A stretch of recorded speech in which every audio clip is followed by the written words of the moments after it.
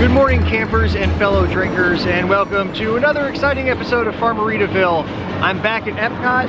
I have got my Festival of the Holidays passport because today we are going to check out all of the food and all of the drink that is here for Festival of the Holidays. I've always liked these waterfalls in front of the Imagination Pavilion. I haven't even had my first drink yet, and I mean, these things just mess with you. It's like an optical illusion where water's pouring down on the wall but shooting up in front of the wall, going both directions against itself. Trippy. The huge tree right here at the port of entry, the beginning of World Showcase, has ornaments all over it reflective of all the countries around the world. At least around the World Showcase.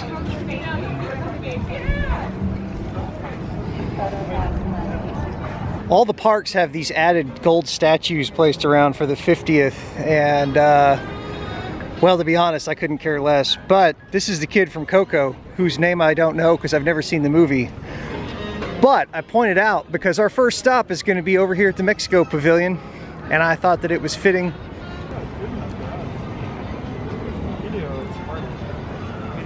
From Las Posadas, I've got the tamal de barbacoa, which is shredded barbacoa beef in a corn masa topped with ranchera salsa, queso cotija, and crema mexicana. I am eager to dive into that, but even more so, I am very excited about this cranberry cinnamon margarita with apple cinnamon infused mezcal, cranberry juice, orange liqueur, and lime juice, and a cinnamon sugar rim.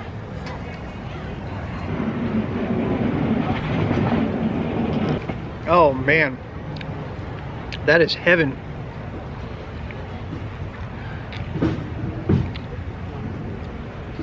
It's like a cozy warm fireplace and a tropical beach in the same glass. It's amazing. And get the garnish out of the way though.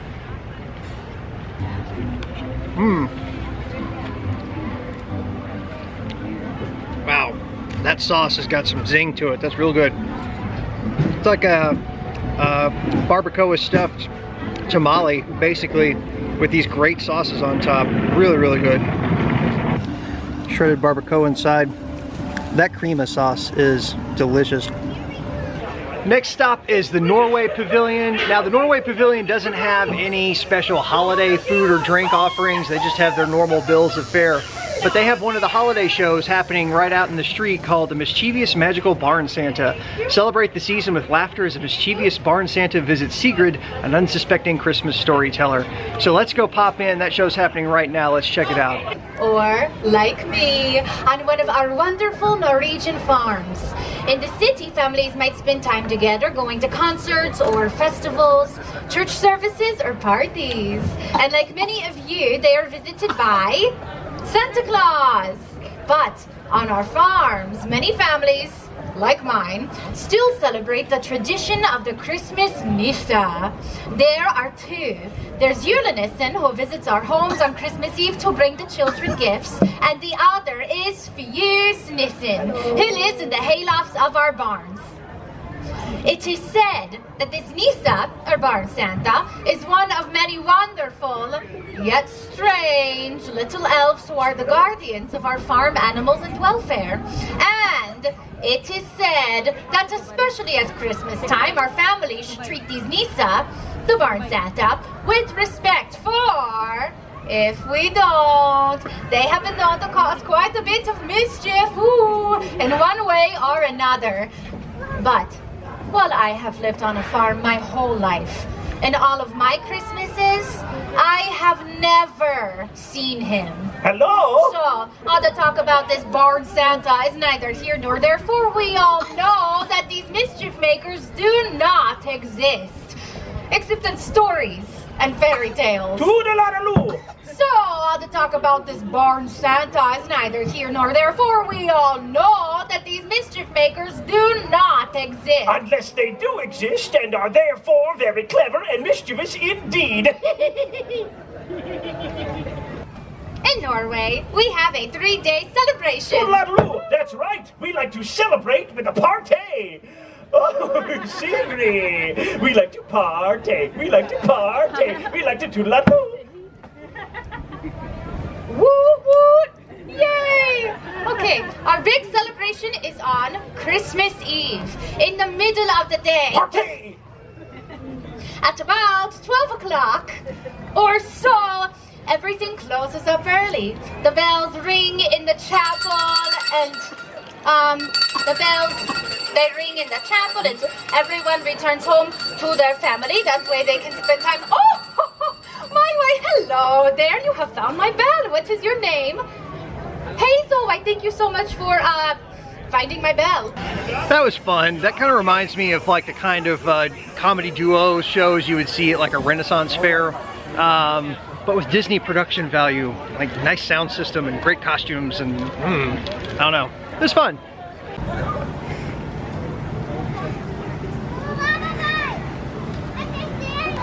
I was walking into the China Pavilion and a golden dragon just walked by me.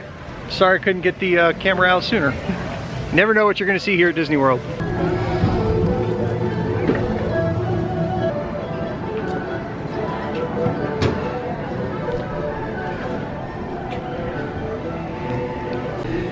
In the China Pavilion at the Lotus Blossom Cafe, we have house-made cheesy crab wontons and a drink I'm really excited about. This is called the Fireworks. Jose Cuervo Tequila Gold Absolute Vodka, Orange Juice, and Mango Syrup. I'm gonna like that one, I promise.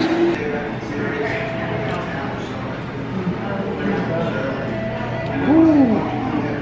Yeah, that's my kind of cocktail. That's great. These are good. The sauce, like the glaze that's on it, really sweet, really good. I showed you guys this earlier, but at the front of the park you can pick up the guide to the seasonal stuff, and this is actually really helpful whether you're visiting on vacation, first time, third time, whatever, or you're local and you're here a lot. Because the parks are open year-round, there are certain things that are just here year-round that are normal, and if you're coming in from out of town, new to it, or haven't been in a while, you don't know what's what, this makes it really easy to find the festival-specific seasonal stuff if that's what you want to try. Call me old school, but it's also easier to navigate than your phone. There's a lot of information on the Disney app, but this is so much easier. I'm not saying that I just wander into the pavilions at Epcot and eat or drink the first thing that looks appealing to me, but yeah, that actually is how I do it pretty much every time. So having a plan helps. Now I'm in the Germany Pavilion and they have these beautiful garden model trains over here. I remember in 1996, the first time I came to Disney, my mom and my grandparents brought me, and this was one of my favorite things. And I've told my wife, I've warned her, I said, look, when I hit 60, I have the right to take over an entire room of the house for model trains. And I mean it. When I was 5, my grandfather got me into model trains, and I still have a bunch of those model trains, and they're boxed up right now, but it's still such a great, fun thing for me. So, Em, you've been warned. This guy is one of the unsung heroes of Disney World, keeping the trains running. I pulled over here between the America Pavilion and Japan Pavilion and got myself an espresso, because nothing mixes better with alcohol than caffeine. So just taking a sit, enjoying the shade, and I'm looking out at Harmonious. And I see crew members in boats out there, and I can only assume that they are loading pyro for this evening, as I have loaded and shot many fireworks shows, none with the benefit of being in a permanent, repeated location over and over and over again. And that just sounds fascinating to me. That seems like it would be a cool job. Shoot fireworks every night, the same show every night at that. So I mean, you know, you don't have a whole lot of surprises thrown at you, I would think, but you get the added benefit of you get to ride a boat. What do? Here's your fireworks, drive out in the boat and shoot your fireworks. That just sounds fun as hell. I don't care who you are.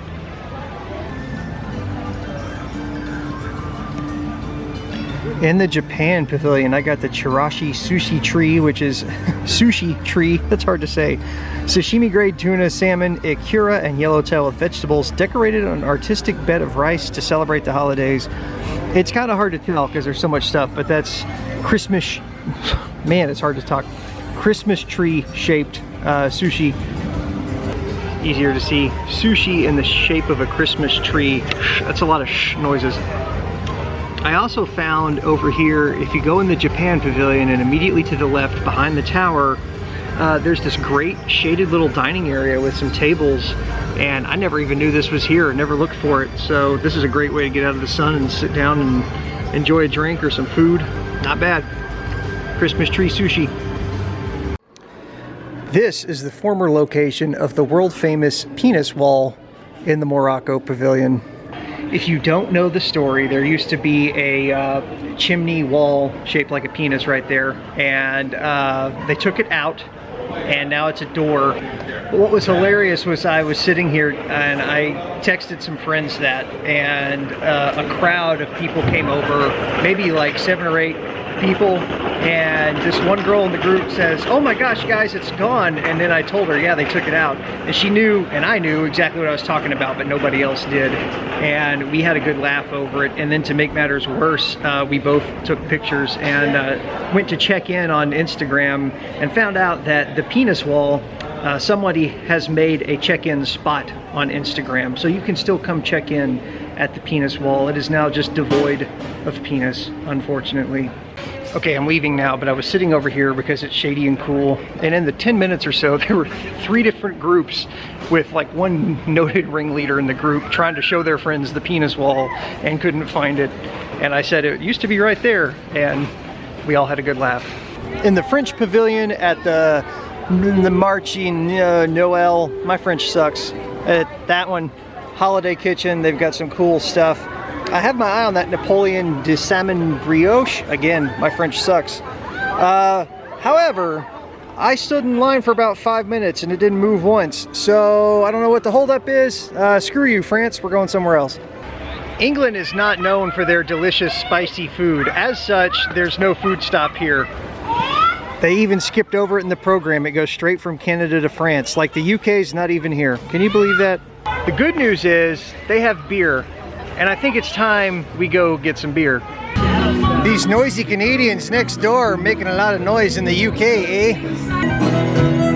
Bring me flesh and bring me wine. Bring me fine like figure. Thou and I shall see them dine. When we barely feel them. They did what I brought them with. But they went together. Through the room which Parliament. Have I been to where?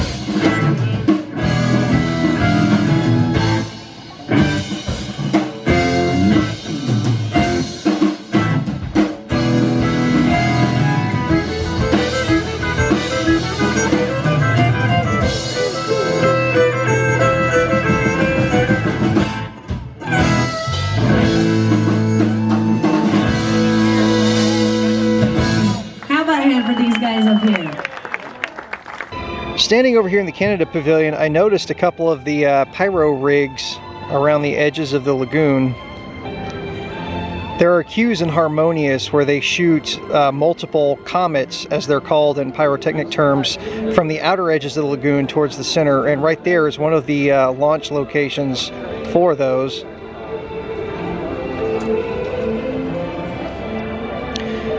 And right here in front of me, about 20 feet in front of me, maybe less, is another one of those. It's got that protective plexiglass box around it, and you see those black tubes. Those are the mortars that point out into the center of the lagoon. And I'm just wondering what it would be like to ride around on a boat and have to load those up every day or every night. I don't know when they load them. I would assume they load them earlier in the day, but I haven't seen any boats around the edges of the lagoon loading pyro. And those are pretty good size. They look like they're 2.5, maybe 3-inch diameter shells. And if you know pyro, you know the bigger the diameter, the further it goes, and the bigger the boom. But these don't boom, they are just comets. And you can Google comet firework and you find out what that means. Just me geeking out. Sorry if I got some geek on your screen. Wipe it off. We'll continue. Checking my spot in line on the rat ride. It still says I have 230 minutes. I got on the virtual queue at the 1 o'clock opening, so we'll see if I actually get on. Hey, look, there goes a boat. It is time to drop into the Mexico Pavilion and my favorite place at Epcot, La Cava del Tequila. That is a drink that has nothing to do with the holidays. It's not seasonal, but I'm gonna get it.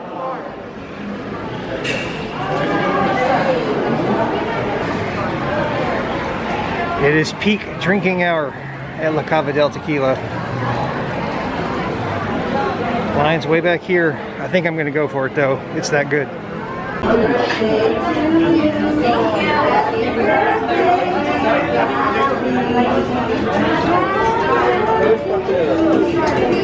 I lucked out right when I got to the front of the line to order a to-go drink. They asked if I wanted to sit down because there's a table, so I got a table. This is the El Negroni, Oaxacan style Negroni made with gin, Antica vermouth, aperitivo, and Ancho Reyes liqueur. I'm sure I mispronounced some of that. I'll put it at the bottom of the screen maybe if you care that much. But it is an aperitif and it is delicious.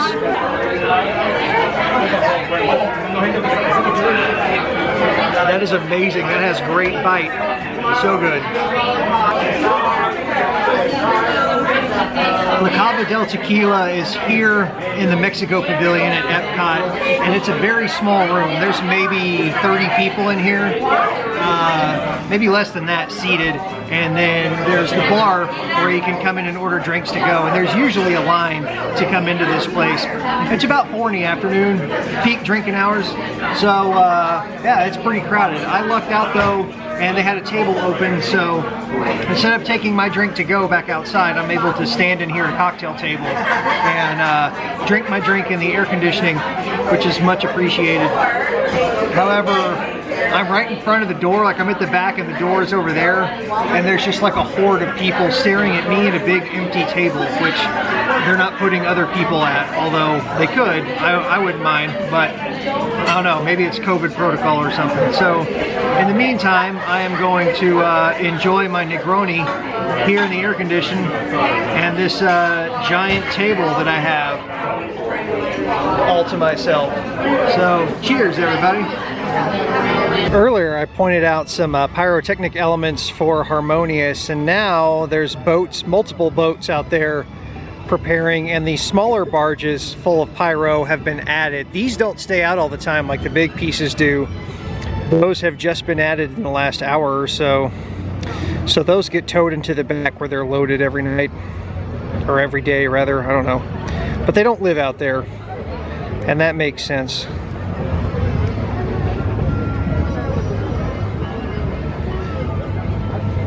Sorry, more tech nerding out with Farmeritaville. I stopped in Canada at the Yukon Holiday Kitchen and grabbed some seared scallops with parsnip silk, apple chutney, and a hazelnut croquant. These look great. I want a whole plate of these. Trying the seared scallops. Man, that is good. The apple chutney like really kicks it off at the end. Really good. Oh my gosh.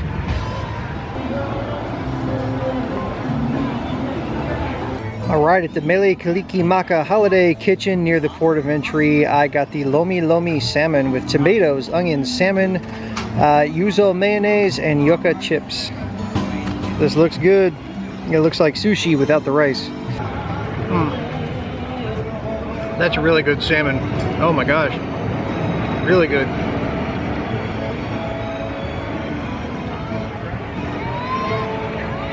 Is it really a trip to Epcot if you don't ride the seas with Nemo and friends?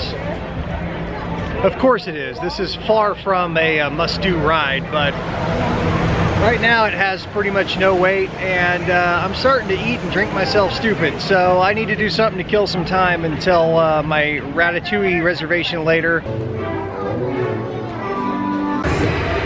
Yep, this was a straight walk-on, no line whatsoever.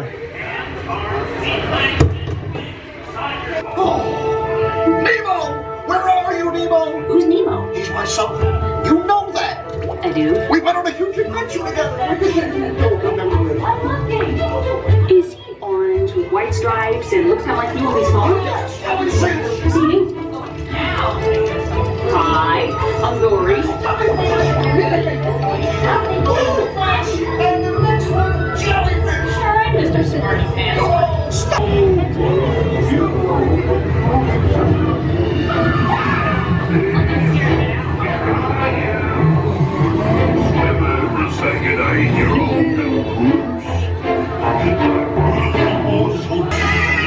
Totally, but everybody's looking for you.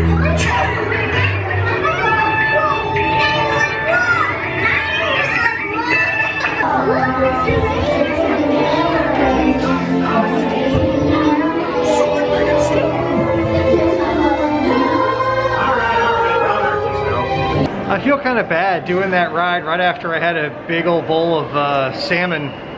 It's like a guilt trip ride after that, but whatever.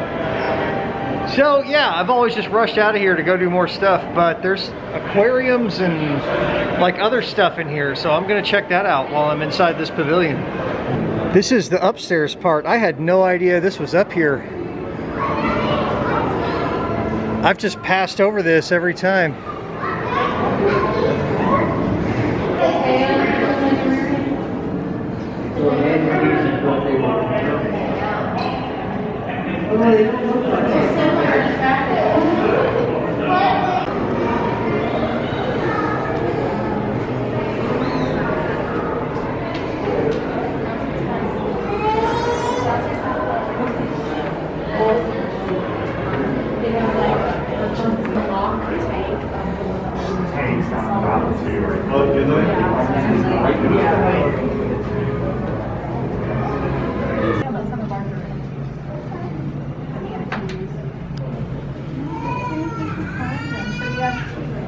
That's a hamburger. That's a hamburger. And one loggerhead. So if I see any of those,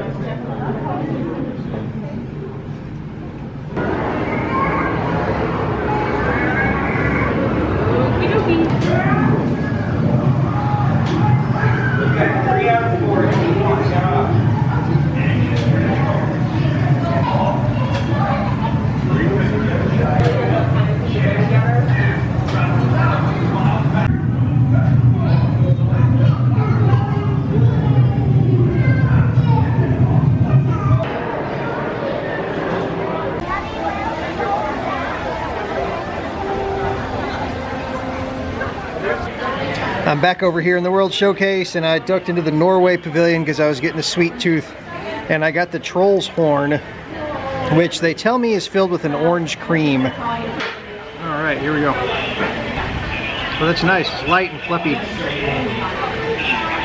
It's a good balance between carbs and sugar. Well, I stopped off again in the Germany Pavilion on my way to Ratatouille and got a nice Weiss beer. It's beer from here on out, all the way down, and probably water, you know. Which, now is a good time to remind you that you are seeing me take lots of drinks back to back to back to back to back in a 30-minute video. But I've been here for like 10 hours. There's lots of walking and sweating and water drinking and peeing in between these drinks. So please don't think that I'm an alcoholic. Or do, I don't really care. Well, my number has come up, and it is time to head over to the rat ride. Ratatouille, to be specific.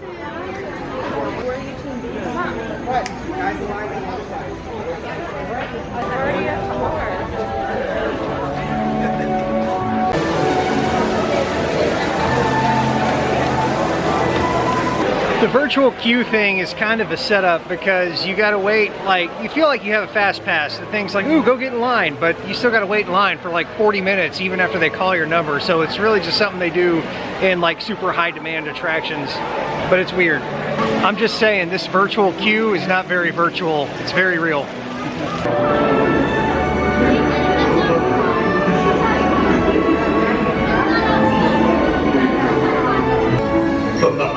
Le chef Remy is waiting for you. This way. Qu'attendez-vous?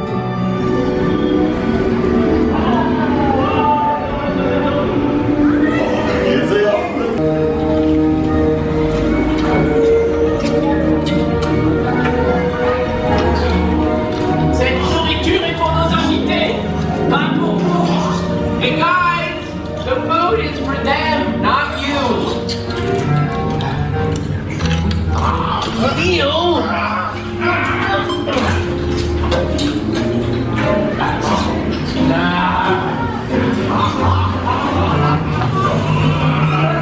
Everything must be perfect. Et pour est en salle. Et oui, what are you doing? Que manigancez-vous?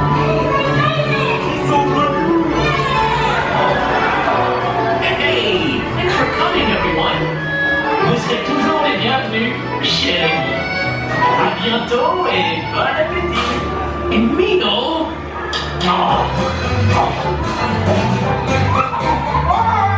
Hooray! We did Remy's Ratatouille adventure. Woohoo! That's a pretty fun ride. The blending of the 3D and the live sets is really good, but the trackless element works really, really well. It takes 3 cars at a time into one scene, and yeah, it just gives it like a really cool immersive element. I know there's other trackless rides around here, but I think this is definitely the coolest and the best done trackless ride in Orlando so far.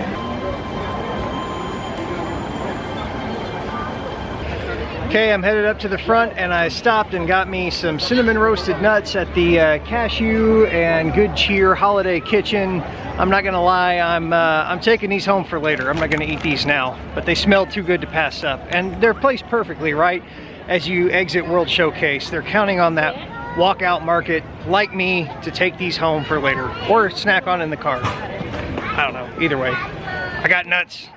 Yes, I am wearing 2 hats. I bought a hat too over in Germany, so that's why I have 2 hats on, because I've only got so many hands and I'm not going to carry everything. Alright y'all, that's been a look at the International Festival of the Holidays here at Epcot, just a small sampling of it.